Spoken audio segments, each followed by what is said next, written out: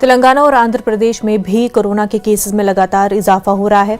तेलंगाना महकमे सेहत के मुताबिक कोरोना के 1673 नए मामले दर्ज किए गए, जबकि एक मरीज की मौत हुई है। गुज़िश्ता 24 घंटों में तेलंगाना में 330 कोरोना मरीज सेहतियाब हुए हैं।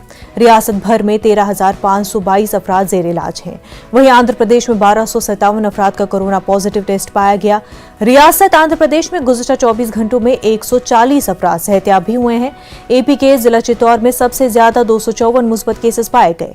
कोरोना के फैलते हुए असरात के पेश नजर किसी भी किस्म के हंगामी हालात से निपटने के लिए हुकूमत की जानिब से तमाम तैयारियां मुकम्मल कर ली गई हैं। मास्क, सैनिटाइजर, दीगर एहतियाती इक़दामात इख्तियार करने अवाम से लगातार अपील की जा रही है।